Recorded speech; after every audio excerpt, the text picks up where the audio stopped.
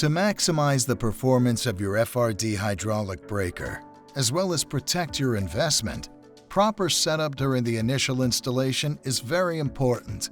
When getting started, confirm the breaker is the correct size for your carrier.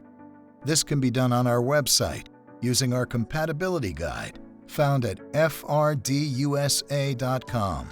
Refer to your hydraulic breaker owner's manual for flow and pressure specifications.